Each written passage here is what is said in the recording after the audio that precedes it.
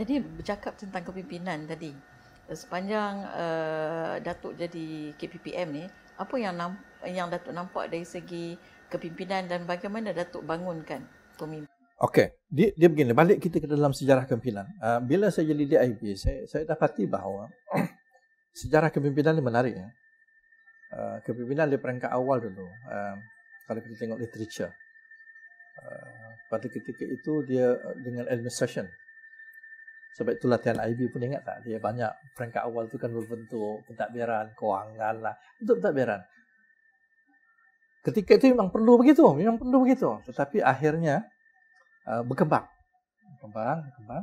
Ingat dari segi sejarah itu administration kan, dan daripada segi literature pun, dari segi tubuh ilmu kepimpinan itu pun telah wujud apa dia panggil leadership and management, educational leadership and management kan, dia agak terasing daripada leadership keseluruhan.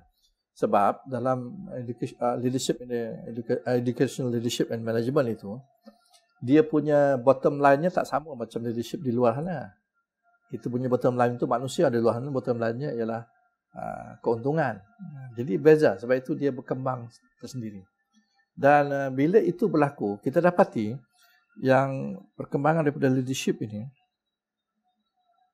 akhirnya sampai satu peringkat, timbul satu gerakan dalam yang very powerful. Ini mesti ingat ya, very powerful dalam educational leadership and management ini ialah mesti kepada professional, bukan administration semata-mata. Sebab itu timbul model gerakan kepimpinan instructional leadership. Instructional leadership ini adalah salah satu pendekatan yang cukup powerful yang bertahan dalam educational leadership management ini. Even ketika perkembangan itu pun, di luar sana, di bidang leadership itu, dia ada competing model. Competing model yang kuat pada ketika itu ialah strategic management, strategic leadership dan juga transformational leadership. Tetapi, akhirnya strategic leadership dan juga saya beri contohnya macam transformational leadership itu tak boleh bertahan juga dalam bidang educational leadership sebab dia tidak menekankan kepada instructional dalam bilik darjah. Kita bincang soal transformational leadership, tapi apa kaitannya dengan bilik darjah? Kita bincang soal strategic leadership, apa yang tetapi instructional leadership, dia punya trustnya dalam bilik darjah. Sebab itu, akhirnya instructional berterusan, yang ini semakin berkurang. Kemudian, akhirnya timbul soal distributed leadership. Macam mana itu soal memberikan teacher center, kan? Tapi instructional itu berkembang. Cuma sampai satu ketika instructional leadership itu akhirnya dia terlupa bahawa the professional part dalam bilik darjah itu penting. Tetapi instructional leadership akhirnya dia menjadi administration. Banyak soal-soal yang berkaitan dengan apa kata orang tu, kalau Hellinger panggil senarai semak. Jadi senarai semak lebih banyak pula dengan instructional leadership itu. Dia tidak menekankan kepada perkembangan pelajar itu.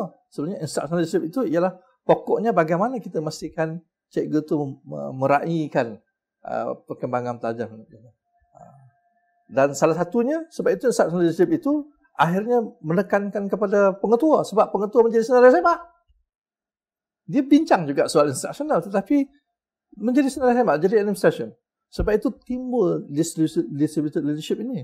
Distributed leadership ini maknanya setiap guru itu dia adalah orang yang menekankan soal itu.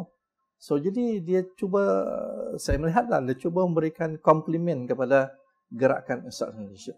So satu peringkat itu pun tak cukup. Sebab sebenarnya yang penting ini, sebab itu lately ni kalau kita tengok dalam sejarah 90 lebih tahun ini, the latest movement dari segi leadership ini, dia yang dipopularkan oleh McBeath dan itu dipopularkan juga oleh yang lain macam Spiller dan sebagainya, tu banyak bincang soal ini. Start istilah yang agak popular dan timbul sekarang, leadership for learning. Dia lebih spesifik sekarang ni, leadership for learning. So jadi leadership for learning ini, saya melihat sekarang ni, leadership for learning ini lebih versatile in term of professional punya leadership. Kita ambil contoh macam leadership, instructional leadership.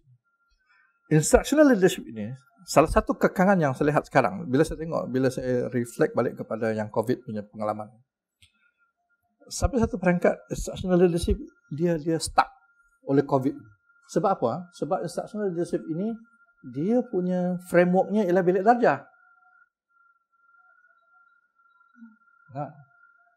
Dia bilik darjah, dia yang terikat dengan jadual sekolah kan. So jadi bila sampai kepada COVID ini, dia tak tahu macam mana nak menangani yang itu. Jadi sebab itu saya tengok moving forward ini, leadership for learning ni lebih versatile. Sebab dia melihat learning itu bukan dalam bilik darjah sahaja. Sebab learning space itu bukan dalam bilik darjah. Learning space itu could be anywhere. So sebab itu pemimpin pendidikan kena memberikan perhatian kepada leadership for learning. Sebab leadership for learning ini yang ditekankan learning. Sebab itu learning ini hanya berlaku apabila berlaku learner centered ataupun student centered. Dan yang menariknya, leadership for learning ini dia juga seiring pergerakannya dengan apa yang kita panggil sekarang ni dipanggil dari segi pembelajaran pengajaran itu, cikgu itu sendiri adalah co-learner. Jadi leadership for learning ini, kalau kita jadi pengetua, kita kena pastikan bukan murid saja belajar, guru pun kena belajar. Nampak tak dia punya? So jadi dia lebih versatile dan dia lebih applicable kepada cabaran-cabaran akan datang.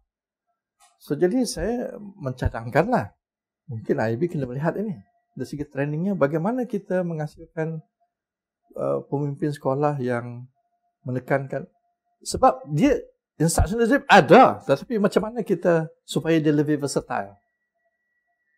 So jadi kena lihat balik leadership for learning. Dan ini saya tengok dalam literature sudah mula dibincangkan leadership for learning ini.